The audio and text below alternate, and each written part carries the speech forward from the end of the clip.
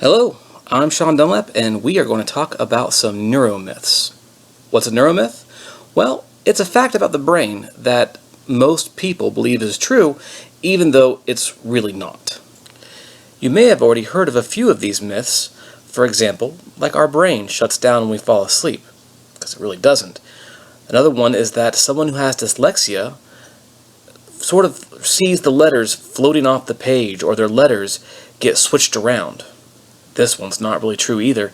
I actually have a student right now who has dyslexia, and I asked him to kind of explain to me what it's like when he tries to read. He says that the letters don't dance around the page, so he sees every letter. That's kind of the problem. All he sees are the letters. He doesn't really see the words they make. So in order to read, he tries to sound out each individual letter and then put those sounds together to make his word, which doesn't work so great when we have certain blends or silent letters, or the fact that all of our vowels in the English language make two different noises. It makes reading a very difficult and very exhausting task for him. Other myths include that we create new brain cells in order to learn. We don't.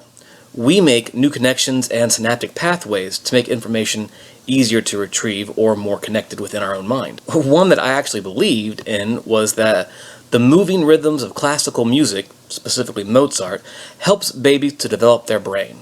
So yeah, I bought some baby Mozart, loaded my phone with some of the classics of classical to listen to at nap time and bedtime. I did this with both my boys. One, I'll admit, is pretty clever. He exhibited problem-solving strategies that were uncommon for his age. My other son, however, doesn't show the same tact. More of a bull in a china shop approach to problem-solving. There's yet another myth that there's one of your brain hemispheres completely removed, then you use both sides. Even individuals who have had the connections between the two sides severed still use both sides. This myth actually connects to the one that I want to focus on today. But first, let's talk about some, according to Christopher Berglund's article, Debunking Neuromyths, 8 Common Brain Myths Set Straight. In a survey using 32 different neuromyths, it was determined that the general public believed in 68% of them. Educators believed in 56%. And even people with specific training and education in neuroscience believed in 46%. This goes to show how susceptible we humans are to believing falsehoods, despite expertise telling us differently. Okay, so the one I want to focus on is probably my favorite, that human beings only use 10% of our brain. And there's a lot of people out there who believe this. And I mean, if you think about it, it almost makes sense. That we only use 1/10 of our gray matter. That the vast majority of our brain is just there. Substance taking up valuable headspace, not doing anything other than existing.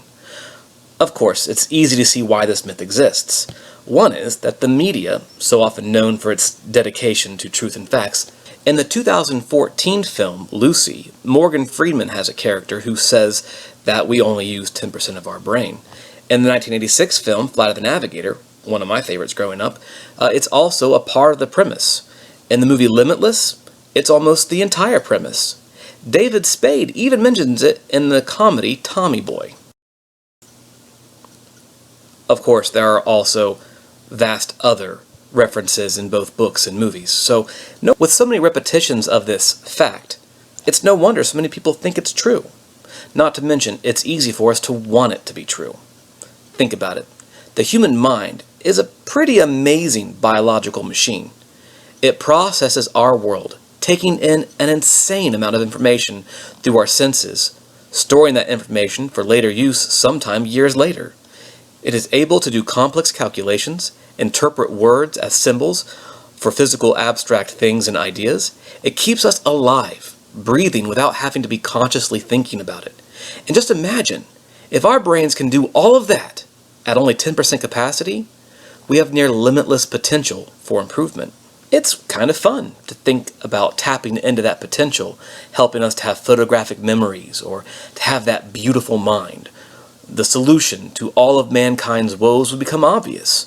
Or in some cases, folks may believe that activating that other 90% will grant us super brains, capable of reading thoughts, the ability to move objects with our mind, or transcend to a higher plane of being. But don't let that fact that we aren't going to develop psychic powers distract you from the sheer awesomeness that our brain is now. Part of the reason for the 10% myth's unreasonableness is that it treats the brain like a storage container that's only 1/10 full, but that's not how the brain is designed.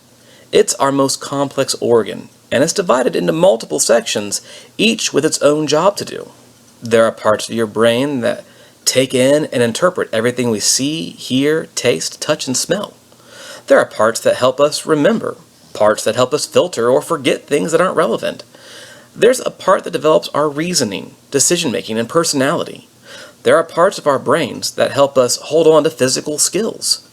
Our brain even does a ton of stuff without us even thinking about it. If we're stuck on a problem and take a break from it, our brain is still chewing on it in the background of our thoughts. It's actively taking in any new information to help us work out our issues. As we all learn in biology, the brain even controls all of our automatic processes of our body. Can you imagine how taxing our day would be if we had to consciously think about making our body pump blood, breathe, blink, swallow, digest food, operate reflexes, fight off infections, release hormones? We would get nothing done productively other than just simply existing. So yeah, we use 100% of our brain, and that's not a bad thing. It's actually pretty awesome.